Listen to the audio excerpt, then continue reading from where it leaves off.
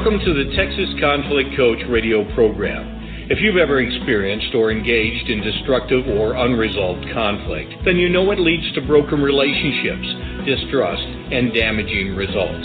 Our program will help you manage and resolve conflict effectively with strategies, valuable resources, and support. Since 2009, our radio program hosted guest experts from around the globe sharing their perspectives, experiences, and expertise while giving you food for thought. If you can't listen live, then download and listen to any of our 300-plus podcasts in our library at texasconflictcoach.com. So sit back, relax, or join the conversation every Tuesday evening, or tweet us at TXConflictCoach.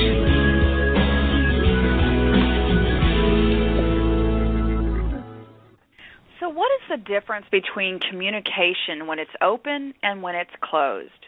When our defensive barriers go up, we disconnect not only from other people but also from our own humanity. We escalate our conflict through aggressive acts, which our guest will describe as 4 stages.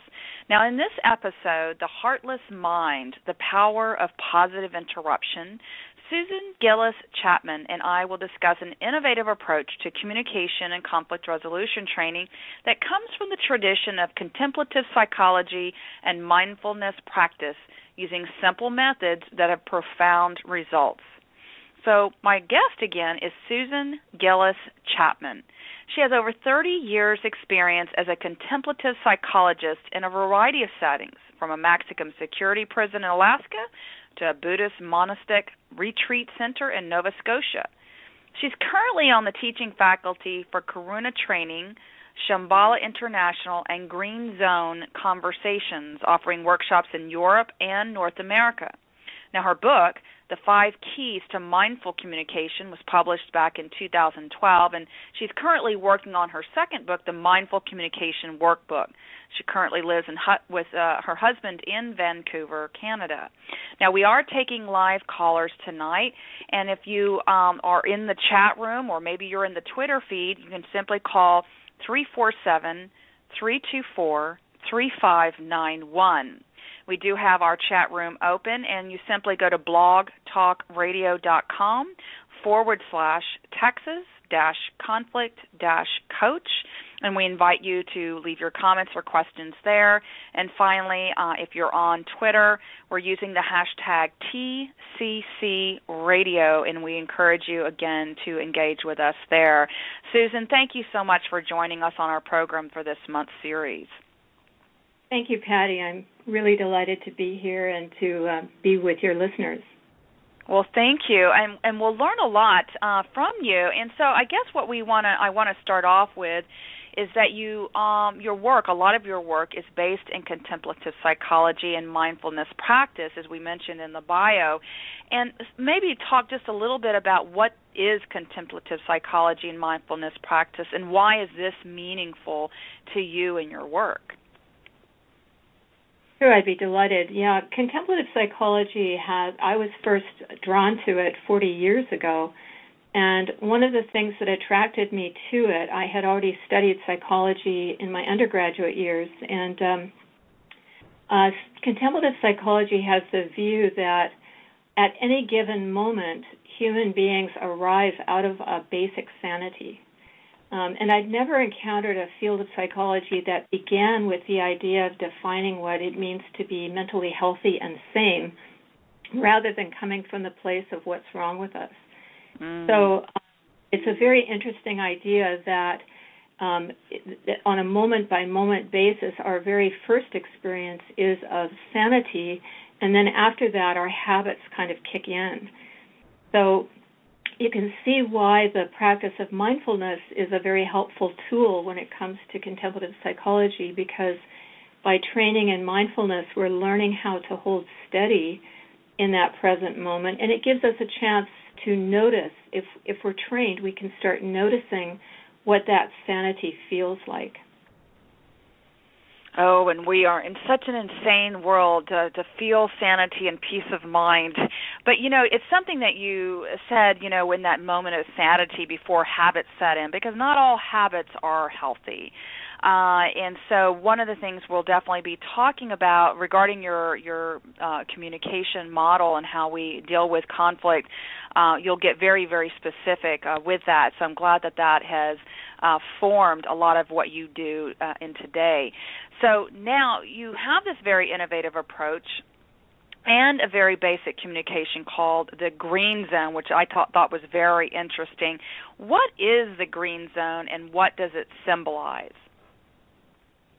Well, before I talk about the GreenZone, I'll just talk about the metaphor of the three lights because that relates, the green light, the red light, and the yellow light. So I know a lot of people are familiar with and use those kinds of metaphors. But for me, when I talk about the green light, I'm pointing to the experience of openness, and I'm inviting people to notice in their experience that there is an openness that they can learn to trust. And so the idea of a green zone kind of follows that. It's how do we create a space, a listening space or a communication space that will invite and encourage that openness. I can go on to say that the second part of that, obviously, is being curious about what it feels like to shut down. And so we identify that as the red light. And, of course, the third one is to notice what are the triggers for shutting down or what's the vulnerable in-between experience. And we call that the yellow light. So the reason all of that, the way it comes together is that if you and I were going to create a green zone with each other, there would be three simple guidelines that we could use. Go when the light is green, stop when the light is red, and be careful when the light is yellow. So each one of those has a whole set of instructions, and the go with the light is green are all of the instructions related to mindfulness. In other words, how to come back to this original moment of openness. The instructions for working with the red light is to be compassionate, to learn how to be compassionate with ourselves and each other when communication shuts down. And the instruction for working with the vulnerable trigger yellow light experience is to be protective of vulnerability and to realize that it's only by relating to that experience that we can really transform our habits of shutting down. Okay.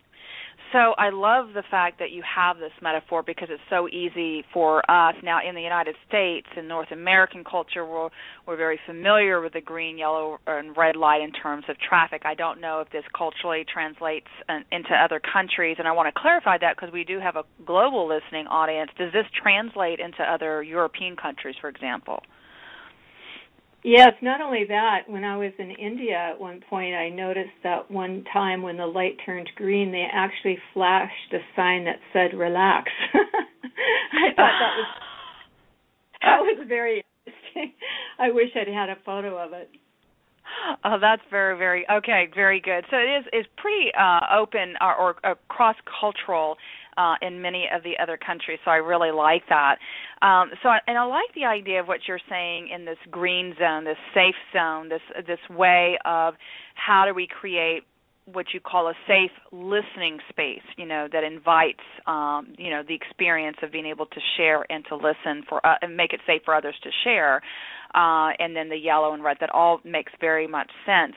And so do you call your communication model the green zone specifically? Yes, I know that there are other green zones out there, so I call mine specifically green zone conversations. Okay. And it's really emphasizing the fact that it's about creating an environment for conversation. Okay, all right. And so the green zone conversations, and a lot of the listeners who've listened to our show many times in the past, we've had a number of conversations about, how do you set yourself up for really listening and extending that trust and things of that nature. And there are a number of models, and that was what was really unique about bringing you on to the program because the name of this episode is called The Heartless Mind, the Power of Positive Interruption, and taking a real different approach from the work that you've done in contemplative psychology psychology and mindfulness practice. So can you say a little bit more about how this ties, this GreenZone conversations, how this ties to the concepts, of a heartless mind? I'm not even sure I understand what that actually means. So say more about how those start to connect. Sure. Yeah, well, the heartless mind is one of the strategies used when the light is red.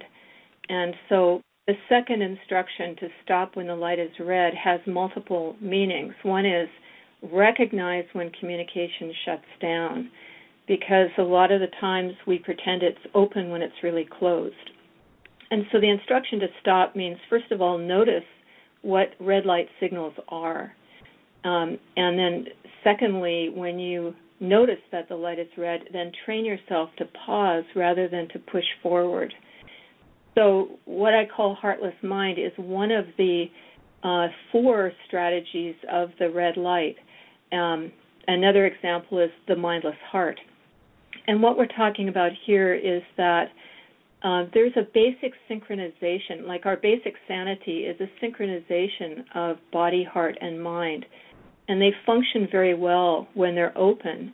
But what happens when we freeze or when we shut down is it's like we put firewalls between our heart and our mind and our body, and they lose their synchronization.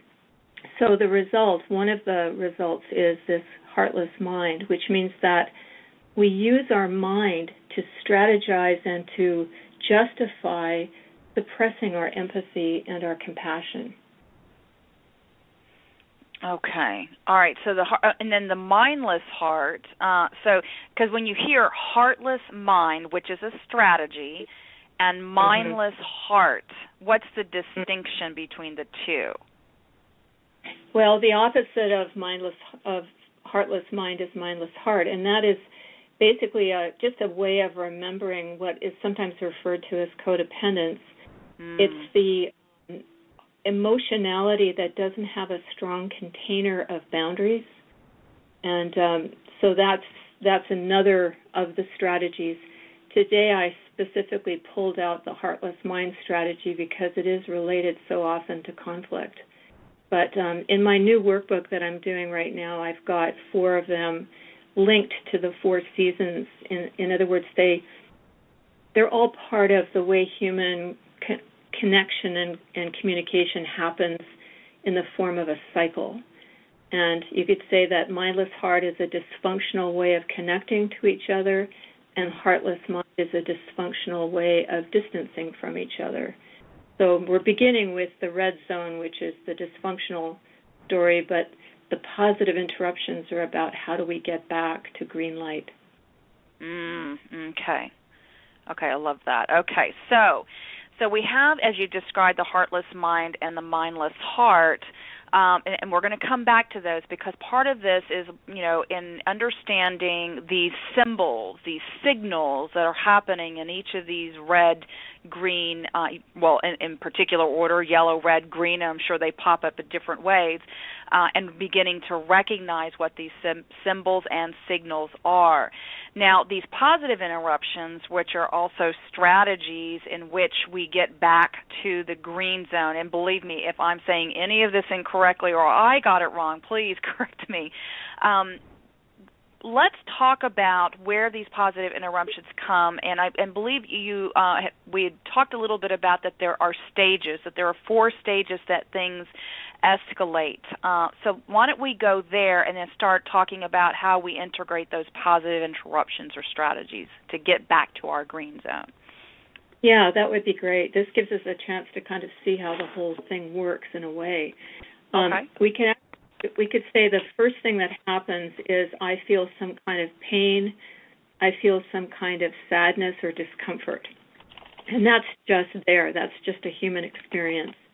The yellow light is being afraid of that pain, feeling that pain is vulnerable and it doesn't feel safe.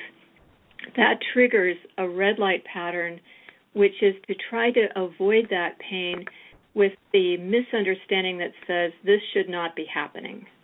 And that's the first stage of heartless mind, is to say this should not be happening. And one of the simple words for that is complaint.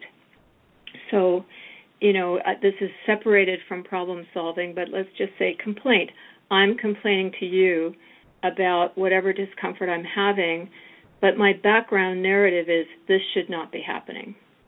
Now, if you agree with me that this should not be happening, then you and I together have formed a coalition around Heartless Mind. You are making my belief that this should not be happening more solid, right? Okay. So that's the first stage that escalates. And maybe I'll just go through all 4 stages before we do the interruptions. That's fine. That's great. So do you see what I'm doing there is I'm moving away from having compassion for my pain into trying to get rid of it or reject it. Okay. And you're joining that, right? Okay. So the second stage is the word divisiveness. In other words, if the pain, if I don't want to relate to this pain, then I'm setting the stage to blame someone else. And so you and I can form a coalition around a divisive, creating a target. We want a hot potato of blame to go somewhere else. And we don't want the fault for the blame to be with us. There's a hidden agenda that says pain is a sign that I should be punished. So I don't want that. I want to punish someone else. So now the second stage is divisiveness, looking for a target group that we can turn into an object. And here's where we go into all of what I'm sure your listeners are familiar with, all the ways that we devalue and dehumanize other people using objective language to create a target for what will be our blame. And stage 3 is when we actively project the blame onto that target group. And if we succeed in doing that, then we're basically putting up a barrier that divides us, and we take some kind of inner self-criticism and we throw it out onto the target. So that's stage 3. And then stage 4 is that we use a lot of intellectual justifications to spin a rationalization that says that they deserve to be punished. And so once we do that, we've really completed the escalation that takes a human being from a very natural and spontaneous, compassionate sanity into layers and layers of using the mind to distance from that empathy, and it gives us permission to cause harm to another human being or to a group of people. So those are the 4 stages. It's simply identifying, you could say, nodal points or turning points in the escalation from what could be a very vulnerable kind of situation into being shut down in terms of compassion. Okay, so we're at this point. So I'm going to summarize a couple of things, and then we're going to look at what are some of these positive interruptions. So, folks, those who are just now joining us in the chat room, and thank you for joining us in the chat room and in our Twitter feed, we do have with us Susan Gillis Chapman from Vancouver, Canada, and she's the author of the 5 Keys to Mindful Communication. And what we've been talking about tonight is the heartless mind, the power of positive interruption. And what we've talked about so far in just defining some things is what we all know about the green, yellow, red light. Yellow being warning, red like ooh, shut down, warning, warning, warning. We're in a bad place, a bad zone. We're moved away from a compassionate, empathetic place. And ultimately the green zone, which is a safe zone, the place of being open, inviting, compassionate when it comes to particular conflict or differences of opinion.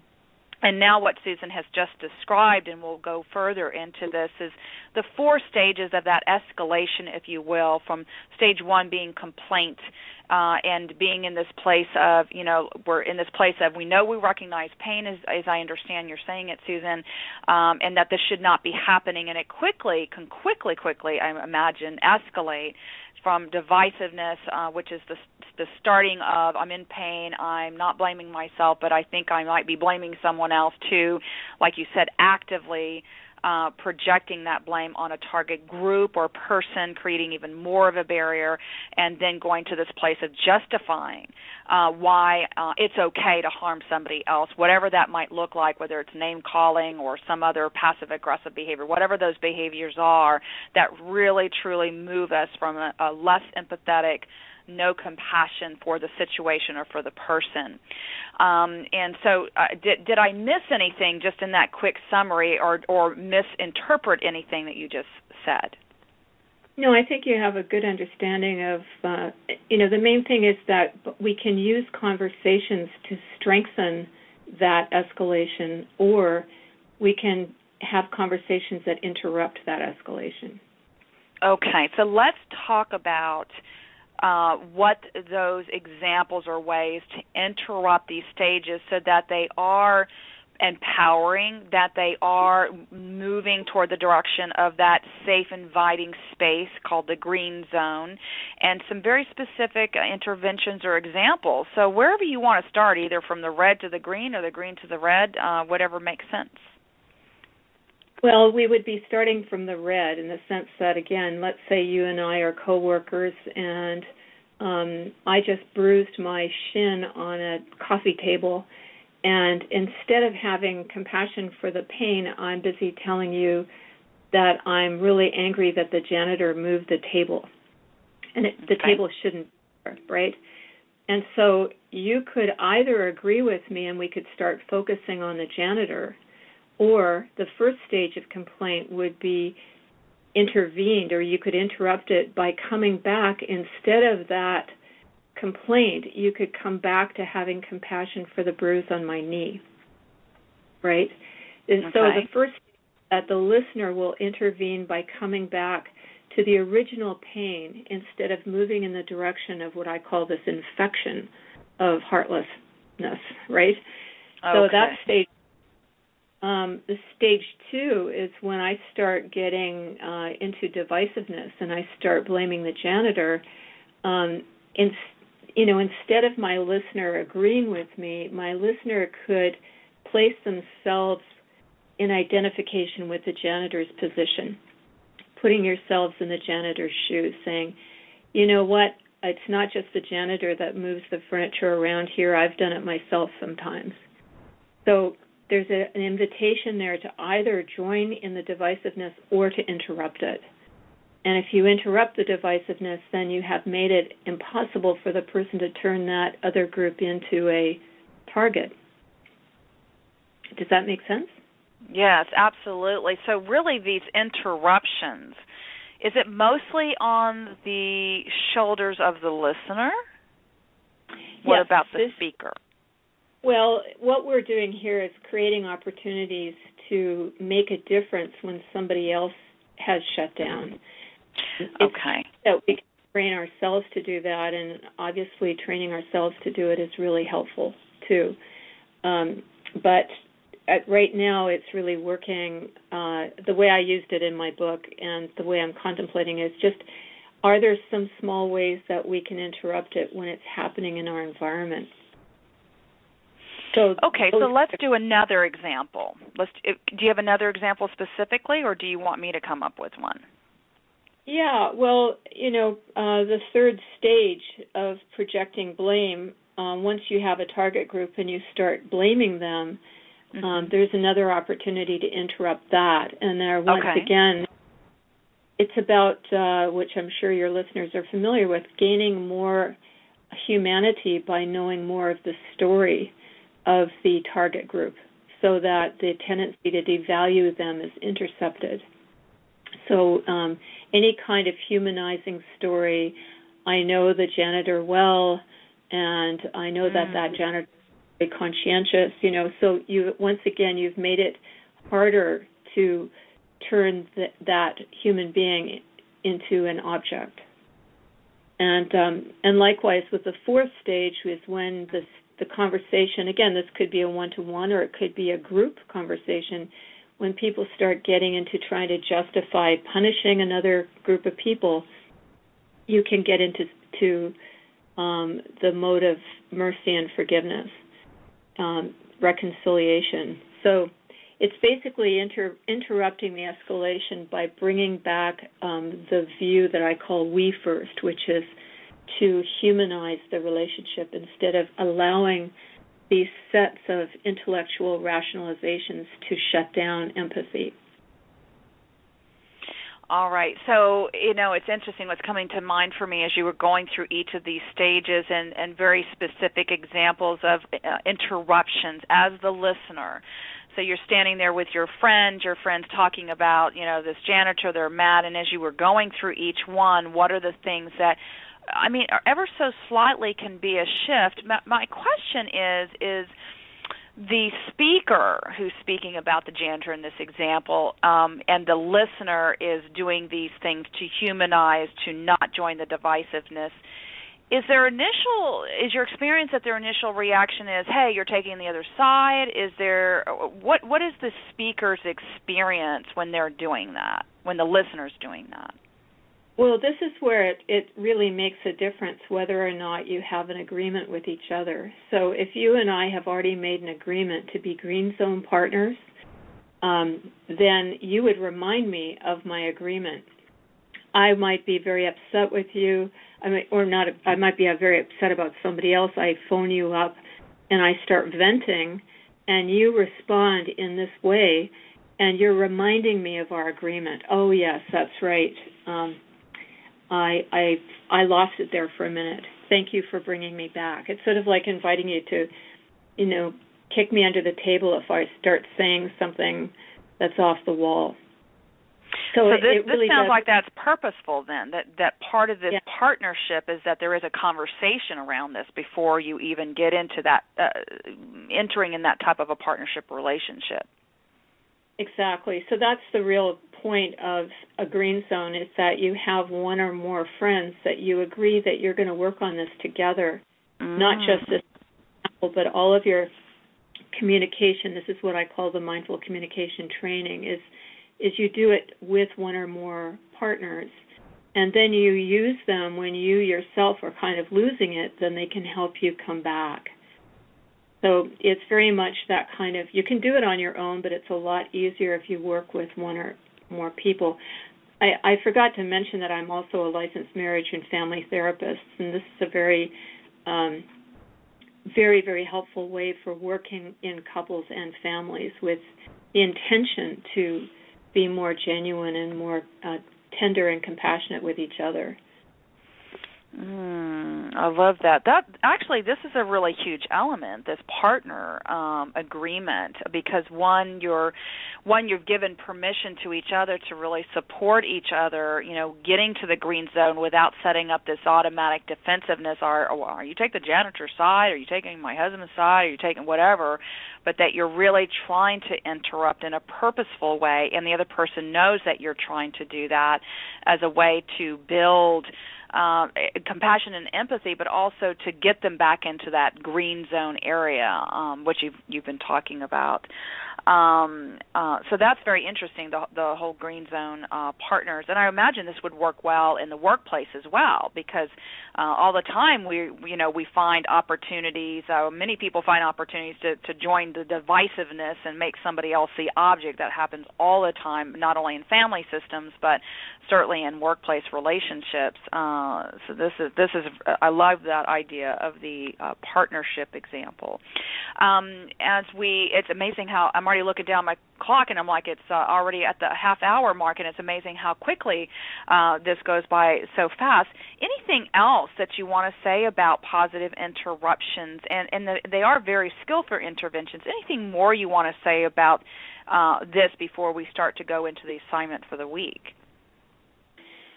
Well, I'm working on this book right now, and I've been very inspired by a story that many of your listeners know about, the woman Antoinette Tuff from Georgia last year, who intervened when the gunman came into the elementary school ready to kill. And if you study her responses, she performed each one of these positive interruptions with him. So if you can imagine, that's like the worst-case scenario any of us would envision. And she was actually able to disarm this man out of love using these kinds of interventions. Obviously, she wasn't thinking about it, but she had already kind of trained herself to open to pain instead of shutting it down.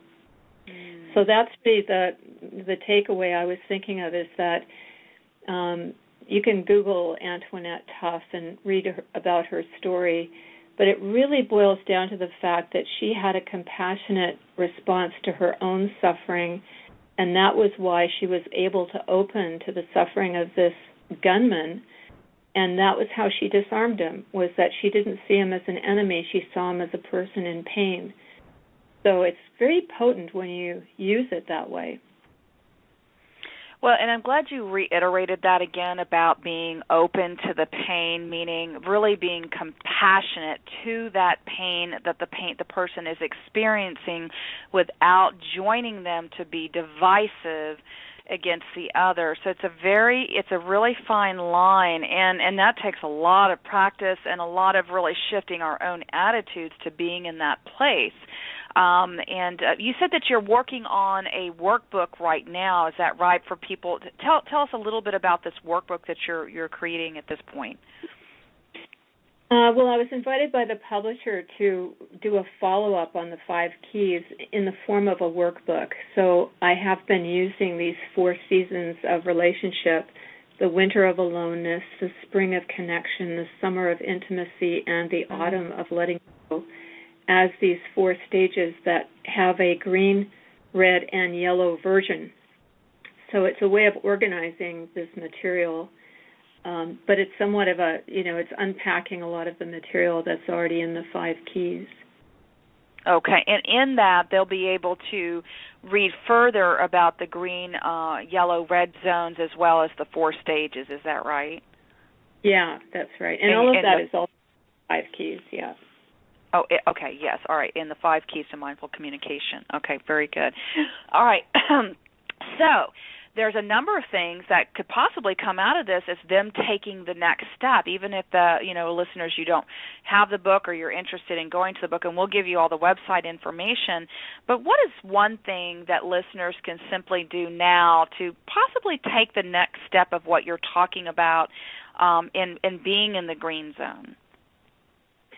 Well, I was thinking, because of the celebrations this weekend in Selma, about Martin Luther King's comment about when you separate power from love, things get reckless and abusive. Mm-hmm. And so I was thinking that if we could contemplate that, that's what Heartless mind is. It's separating power from love. And so often we think of power as this kind of shutting down our vulnerability. So I was thinking what we could all do is spend a little more time being compassionate when we have any kind of discomfort, and notice when that very first stage of complaint comes up, that feeling that I shouldn't be having this pain, or I shouldn't be feeling sick today, or I shouldn't be getting older. Like we have a lot of discomfort. And to just make a real effort to surround whatever discomfort we have with love and kindness for ourselves, and see how that changes how we relate to other people when what we notice about them when they're complaining. What would that sound like if they were doing that for themselves? So if I woke up today and I'm like, oh, my knee is really hurting, the weather's making it, stiff and painful from arthritis, and I wouldn't focus on that. So the idea is to be compassionate when that comes up. What would that sound like if that person was being compassionate toward themselves? Well, I think for me, what I tend to do is that feeling that there's something wrong with me because I have this pain. That, oh, shoot, I was planning to do this and now I can't do it. So there's some disappointment about that. But we don't really take the pain and just put it in a cradle of kindness and comfort ourselves. Sometimes we just simply, it's like we're angry at it. So you can even take your painful knees and just spend a little time massaging them. It seems very simple, but it's a step that we often just rush over, is just having kindness and compassion for whatever it is that's calling to us today as being a distress signal. So it could be something we either are doing for ourselves to be kind, to be healing, or something we say to ourselves to demonstrate that compassion for ourselves. Yeah, and then that will extend in some way to other people. Okay. You start seeing people who are walking a little bit slower down the street, maybe noticing elderly people with a different kind of respect. It carries forward. Okay, great. And a lot of times we don't do that even for ourselves. So I think that's the thing is how do we start with ourselves to be more compassionate, so that as you really practice that for yourself, that you really start to recognize that in others, especially when you might be in conflict with others, because it makes them more human versus the enemy, or some, as you say, objectify into something that is not. And again, all of this really takes practice. Where do people, other than the book, I imagine that you do a number of trainings. I know that you train in Europe and all over the world. So could they get training right now? Do you have public workshops or something that's available to them to really learn this? Well, I'm doing a short public talk in Milwaukee next Monday night. I am teaching through Karuna Training. We're starting a new cycle in USA in Seattle next fall, and people can look up karunatraining.com, Karuna training.com. That's the contemplative psychology training. I'm doing a program in the Netherlands next fall. But right now I've been doing a lot of work on writing, so I'm not traveling. A lot of the teaching I'm doing in the next few months is sort of more advanced training. It's not open. But anyway, I think those are good starting points. Okay, so they can go to, one site they can go to, as you mentioned, is the Karuna Training, and all of this, listeners, is on Susan's program page in addition to her own website. So what is your own personal website as well? My own personal one is SusanGillisChapman.com. Okay, and then that's Susan. I'll spell it for everyone, SusanGillis, like in Sam, Chapman, CHAPMAN.com. So a couple of websites there for you. Again, she's working on the upcoming workbook, the Mindful Communication, but right now the book, The 5 Keys to Mindful Communication. And again, all of this information. And I believe you're going to give us some additional stuff that we'll put on your program page, which stays up there, and you will be able to download this podcast and re-listen to it again or share it with others. Anything else that you want to announce as any additional upcoming opportunities that you wanted to share at this point? Well, there is the GreenZoneTalk.com website where anything that's upcoming is posted, including some videos. And there is an ongoing 5-week, not an ongoing class, but a tape-recorded class. And I'll see if we can get the link for that posted on the website as well. Okay, very good. That's excellent, some of the audio recordings. And you said there's videos also at the GreenZone Talk? Yeah, there's some YouTube videos, but we do have 5 classes that are videotaped that are in archival form that people can take. So I'll just make sure that there's a connection on the GreenZone Talk website to that. Okay, excellent. Very good. Susan, what final message do you want to leave with listeners? Well, I appreciate, first of all, a chance to give a little snapshot of what I'm doing. And I think really I know everybody is very courageously and compassionately engaged already in this field. It's really more an encouraging message that, when people, whatever level of conflict people are engaged in, the starting point is something very tender and human. And the more we come back to that vulnerability, the more likely we are to really connect. So it really comes back to that protecting our vulnerability, trusting that we can open to our own goodness at any moment. And when the light turns red, you can stop, but that stop doesn't mean blocking it. It means filling that space with compassion, which is what this particular topic is all about. Very, very good. Thank you so much for introducing some really new concepts and very intentional, purposeful concepts that people can do and with practice and a lot of great resources. So thank you again for joining us tonight. You're welcome, Patty. Thank you again for inviting me. You're welcome. Good night, listeners. Thank you for listening to the Texas Conflict Coach. We hope you've enjoyed the program. You can find over 300 podcasts archived to listen at your own convenience at texasconflictcoach.com or download the podcast at iTunes or Stitcher Radio. To learn about upcoming radio programs and resources, sign up for our monthly e-newsletter.